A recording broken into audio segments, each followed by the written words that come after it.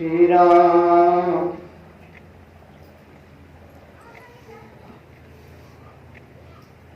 बंदहु गुरुपद कंज कृपा सिंधु नर रूप हरि महामोहितम पुंज जासु वचन रवि कर निकर।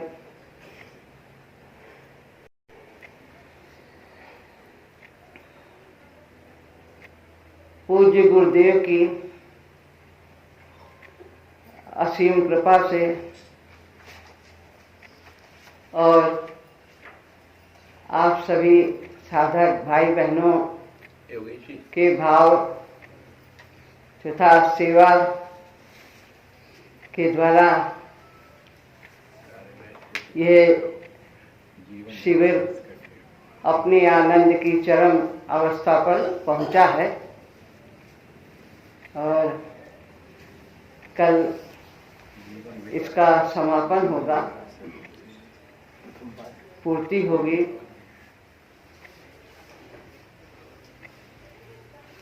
आज अभी यहाँ पर व्यवहारिक सत्संग का अवसर है। महाराज जी के पुस्तक से हम आत्मसमर्पण विषय को लेते हैं।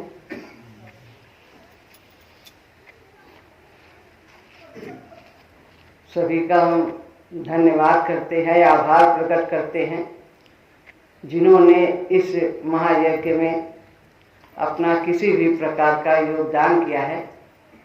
सभी अभी भैया हमारे बताएंगे सभी के बारे में, पुनः सबका आभार प्रकट करेंगे। पर मैं भी सबका आभार प्रकट करती हूँ जिन्होंने भजन गाया, प्रवचन किया, शरीर से सेवा की किसी भी प्रकार के, तो सभी को मैं प्रणाम करती हूँ।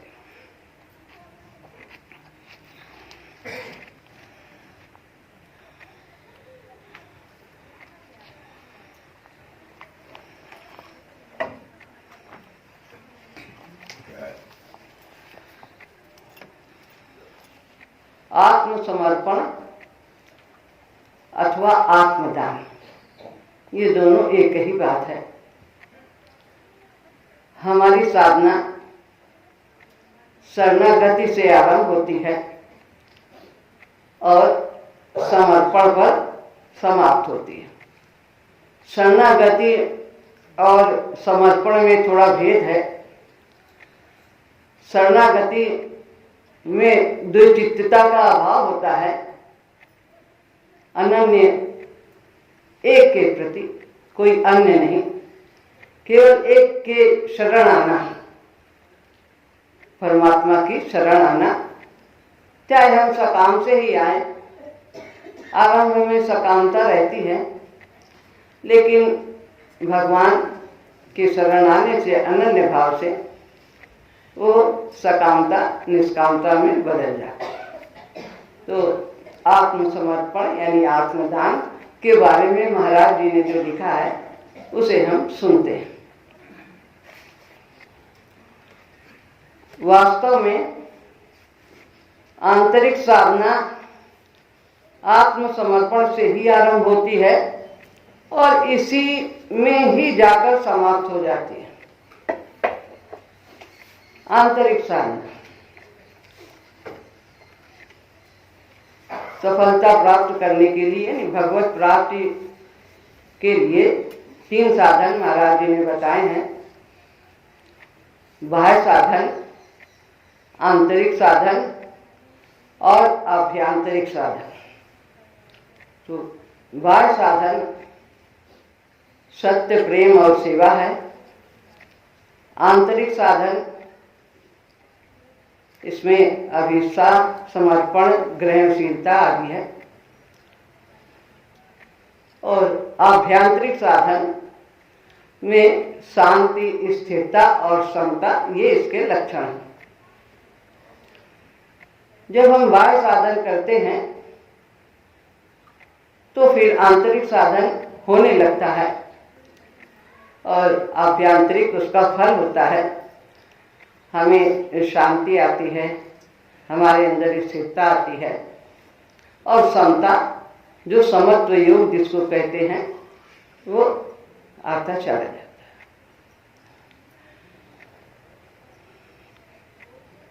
यही साधना का आदि मध्य और अंत है। क्या?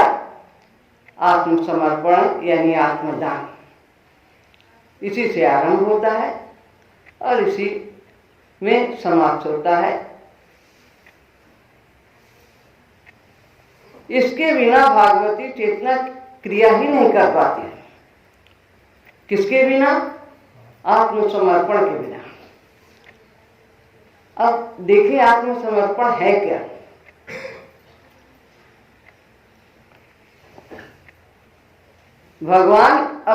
भगवान अथवा भागवती शक्ति को हम अपने को कैसे दे सकेंगे? कोई वस्तु है तो हम दे दें, तो हम अर्पण कैसे अपने को करें? और उसको हमारी आवश्यकता क्या है? हमारे समर्पण की क्या जरूरत है? क्यों ऐसा करना? जैसे माता तो बहुत चाहती है बच्चे को अपनाना, लेकिन जब बच्चा भी उनकी ओर बढ़ता है तो ये समर्पण पूरा हो जाता है। ऐसे हम सब परम पिता की संतान हैं। वो तो हमें एक करने के लिए है ही, वो तैयार है, और वो हमको अपने से भिन्न नहीं मानता, लेकिन हम मोह के चक्कर में, ममता आसक्ति से हमारे अंदर अलग भाव पैदा हो जाता है कि हमारा भी एक व्यक्तित्व है, पर उसके सिवाय कुछ है ही नहीं। जब हमारे अंदर ये भाव हो जाता है कि परमात्मा ही परमात्मा सब कुछ है, उसी से इसकी उत्पत्ति है और उसी ने ही सारे संसार को बनाया है, तो फिर हमारा आत्मदान सुगम हो जाता है। फिर हमें उसके अलावा कुछ कहीं भी कोई सत्ता दिखाई ही नहीं देती। तो आत्मदान है क्या? महाराज जी बताते हैं कि आत्मदान का अर्थ है अपने को भली भांति अर्पण कर देना पूरी तरह से। बाह्य समर्पण और आंतरिक समर्पण। बाह्य समर्पण में जो कुछ भी हमारे पास धन दौलत, जन, परिवार, कुटुंब, हमारी योग्यता आदि है, वो सब प्रभु का ही है। जैसे सुबह बताया था कि सत्गुण, जितने भी सत्गुण हैं वो परमात्मा के हैं। तो ये जो कुछ भी है संसार में, जो कुछ भी उससे हमें प्राप्त है, वो सब उसी का है। तो ये बाह्य समर्पण हुआ। और आंतरिक समर्पण हमारे मन, बुद्धि, इंद्रियां, प्राण, ये सब प्रभु को समर्पित करना है।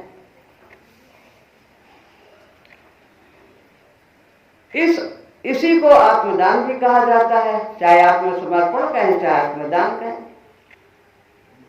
परंतु देना भी कई प्रकार से होता है, कई भावों से होता है।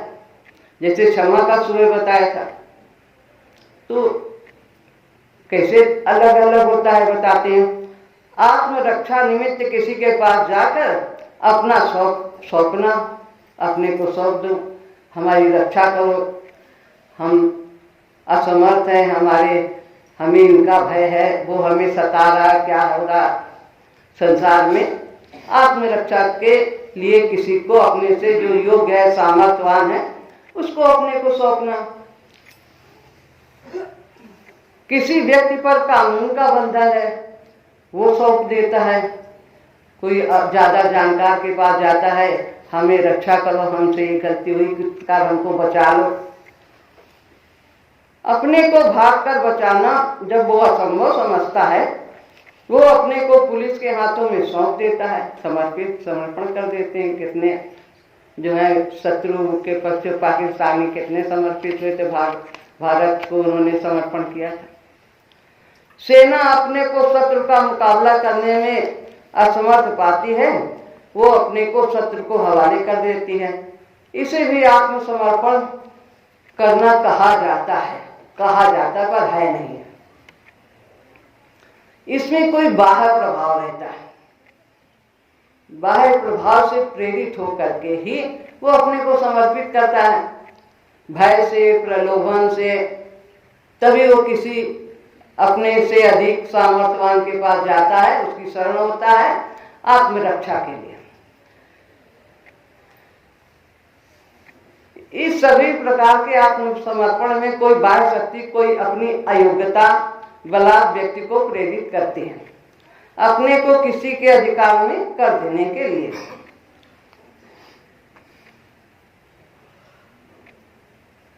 पर भक्त का क्या है?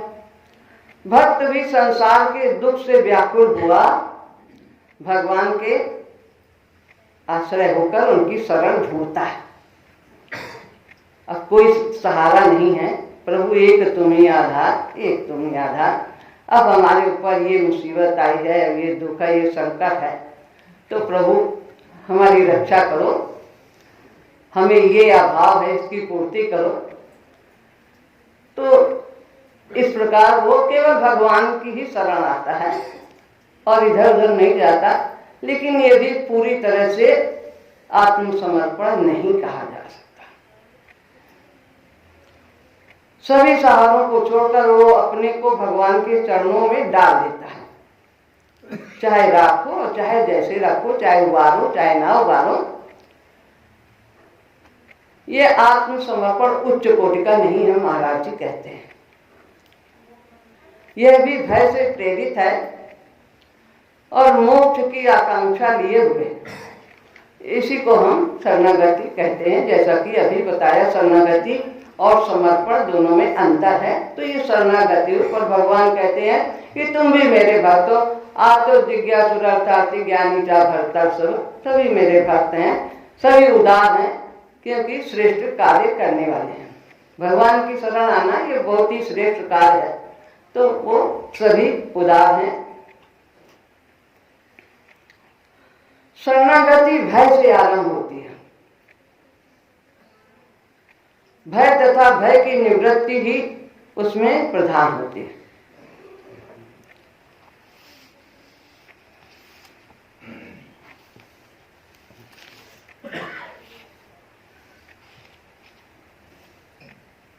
कहते हैं यह है आत्मसमर्पण का आंतरिक स्वरूप।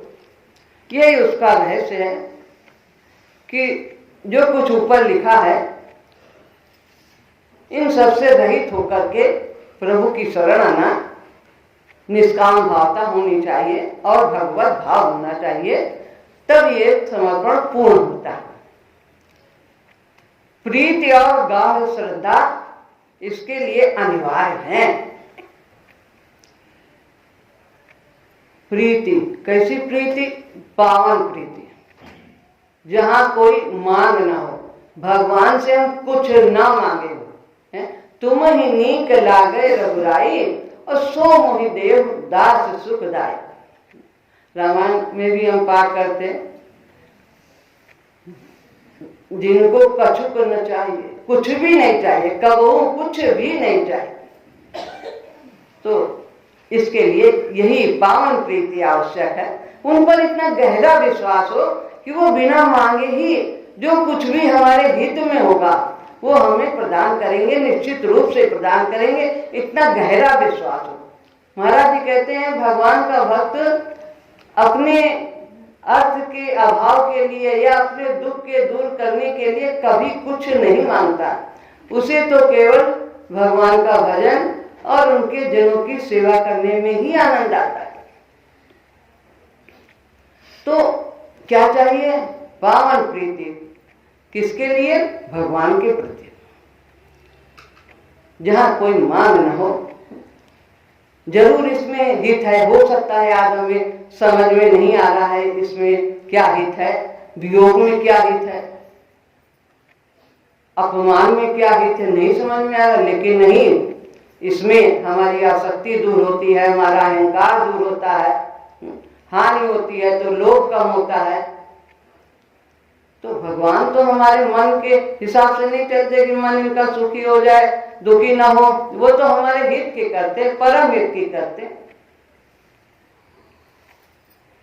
तो पावन प्रीति, प्रीति चाहिए और श्रद्धा, विश्वास के आगे श्रद्धा। श्रद्धा में कोई भी परिवर्तन नहीं होता, ये कभी पतली नहीं होती, गहरी निष्ठा अति गहरी हो। पूज्य भैया जी ने लिखा है गहरी निष्ठा जितनी है वो और गहरी हो, यही मांग हमारी होनी चाहिए। श्रद्धा को धीरे धीरे प्रबल करना होगा। ये निष्पत्ति है आत्मदान किस प्रकार से हो, तो इसके लिए हमें क्या करना है, पावन प्रीति और श्रद्धा, और इसको धीरे धीरे प्रबल करना है और दृढ़ करना है। कभी मन घबरा जाए, व्याकुल हो जाए, तो प्रभु की शरण आना है और जिसमें हमारा हित हो वही वो करें, ऐसा हमें विश्वास को दृढ़ रखना है। तो श्रद्धा को धीरे धीरे प्रबल करना होगा, विश्वास को उचित मनोवृत्ति के द्वारा पुष्ट करना होगा, सोच हमारी सही होनी चाहिए, और माता के प्रति कृतज्ञता सीखनी होगी। कृतज्ञता कृपा की बाढ़ को प्रवाहित कर देता है और बालक और मां को समीपतम ले आता है। कृतज्ञता होनी चाहिए। पूज्य शुक्लाचार्य जी कहते थे कि हमें नित्य प्रति गुरुदेव के उपकारों का चिंतन करने का अभ्यास करना चाहिए। उपकारों का चिंतन, क्या क्या किया है, इतना सुंदर शरीर दिया है, सभी शक्ति साधन सुबुद्धि समय, और क्या चाहिए। शरीर मिल गया, इससे तो हम भगवान की प्राप्ति कर सकते हैं, अपना कल्याण कर सकते हैं, सबसे उत्तम साधन है। कैसा भी निर्बल दुर्बल शरीर है, लेकिन हर शरीर मानव तन भगवान को पाने में समर्थ है। करना क्या है, केवल राम राम ही तो जपना है। राम नाम का जाप अपने में पूरा साधन है। तो कृतज्ञ होना चाहिए। जैसा कि रमन दीदी कह रही थी, प्राप्त ही पर्याप्त है। जो कुछ प्राप्त है वो पर्याप्त है हमारे लिए। वो जानता है हमें क्या चाहिए। हमें नहीं मालूम कि हमारा किसमें हित है, किसमें नहीं हित है। तो प्रभु के प्रति कृतज्ञ बने रहना चाहिए, कृतज्ञ नहीं होना चाहिए। भगवान तो कहते हैं कि जो हमारा निरंतर सुमिरन करता है, वो यदि अंत समय में पाषाणवत हो जाए तो मैं उसके बदले जाप करता हूं, उसको अर्पित करता हूं। यदि मैं ऐसा ना करूं तो मैं कृतज्ञ कहलाऊं। तो भगवान इतना करते हैं भक्तों के लिए, तो हमें कृतज्ञता सीखनी है, कृतज्ञता नहीं लानी है अपने जीवन में। कृतज्ञता क्या है, अरे ये नहीं दिया, इतना तो दिया है पर दिया दिख नहीं रहा है, जो नहीं दिया वही दिख रहा है। अब भगवान ने ये कर दिया है, अब ये परेशानी ला दी, क्या क्या मिला है वो हम शायद ही कभी कहें, लेकिन जरा सी परेशानी आई तो शिकवा और शिकायत। शिकवा न कोई सवाल हो, तेरी रज़ा प्रसाद हो, मकबूल दिल है प्रसाद हो, और तेरी खुदाई के सामने शिकवा न कोई सवाल।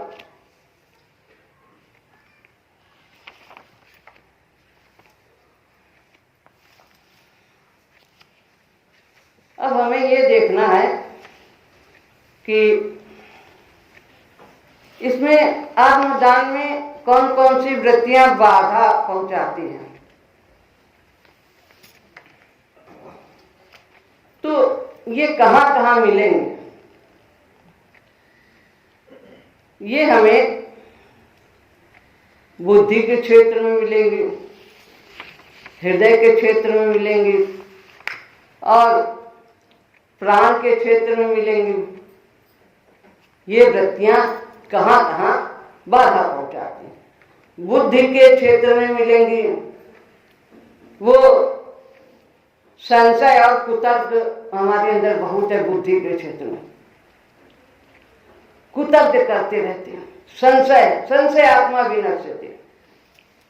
संशय है, हम तो अभी तक इतना करते आए, एक हफ्ता बिना पानी के बिना नमक के व्रत करते आए, कुछ नहीं खाते, और अब ये महाराज जी कहते हैं कि खाली राम राम जपो, कोई व्रत ना करो, कुछ ना करो। व्रत हमारे यहाँ ये बाधा पहुंचाता है, व्रत हमारी साधना में नहीं। लेकिन फिर भी करते हैं, क्योंकि पहले से इतना करते आए हैं। अब इतना जो कर आए हैं और वो छोड़ दें खाली राम राम जपने से क्या सब हो जाएगा? तो ये हमारे विश्वास की कमी है।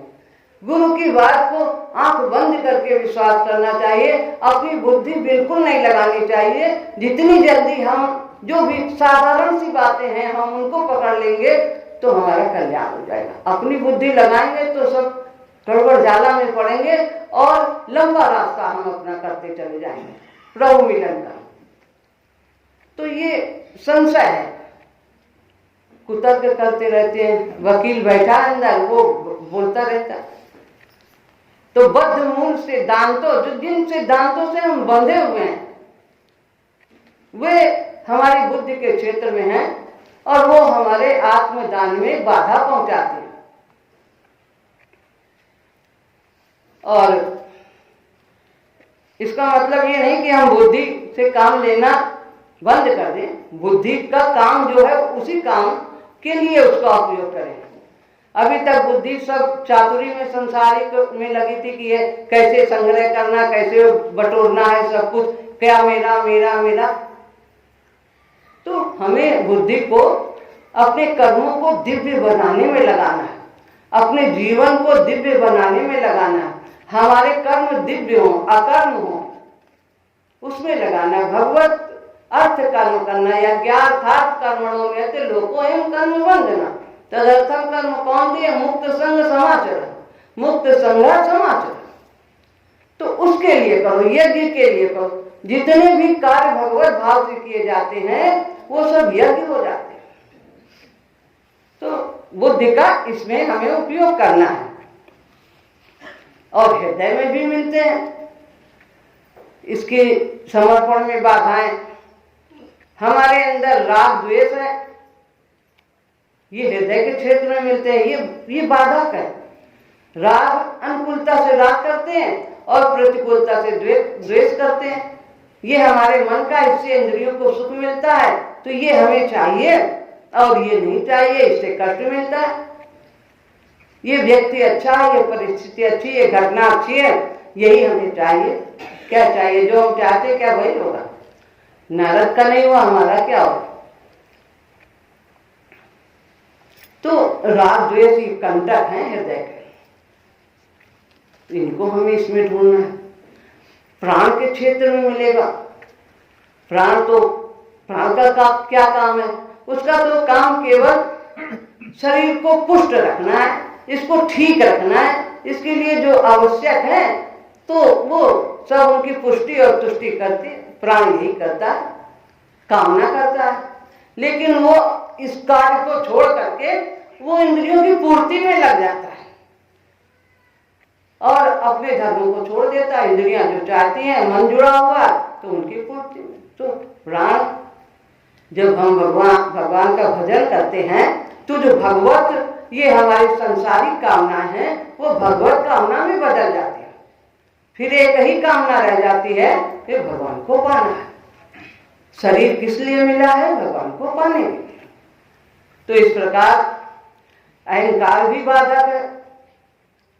अहंकार क्या है? ये काम मैंने किया है, मेरे द्वारा है, मैं इतना कर लूंगा, तो मैंने अमुक कार्य किया है और मैं अमुक कार्य कर दूंगा। जिसमें माता की अनुमति का भाव नहीं, जिसमें माता के सहयोग की स्मृति नहीं। सहयोग माता की शक्ति से ही तो हो रहा सब कुछ। ये आत्मा में किसकी शक्ति है? वो परमात्मा की ही तो शक्ति है। सब कुछ उसी की शक्ति से ये शरीर संचालित हो रहा।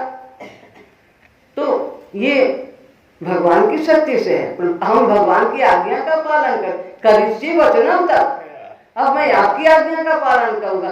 जब इतना अर्जुन ने कह दिया, फिर भगवान ने बोलना बंद कर दिया। तो हमारे जितने भी कार्य हैं वो सब प्रभु की आज्ञा के भाव से ही होना चाहिए। उनकी सेवा है, उनकी आज्ञा का पालन। आज्ञा सम न सुसाहिब सेवा। तो इस प्रकार से हमें इस भाव को आगे कर ये भगवत सेवा है, भगवान की सेवा है, इस प्रकार कोई अन्य भाव ना हो, यही भाव से हम करते चले जाएंगे तो हमारा अहंकार धीरे धीरे क्षीण होता चला जाएगा। तो इस प्रकार यहाँ पर ये बताया गया कि आत्मदान करना है। आत्मदान जितना ये बाह्य है और आंतरिक है। आंतरिक मन, बुद्धि, इंद्रिया, प्राण आदि का है, और बाह्य जो हमें सब कुछ साधन मिले हैं, बाह्य साधन, उनको भी सब भगवान का ही समझना है।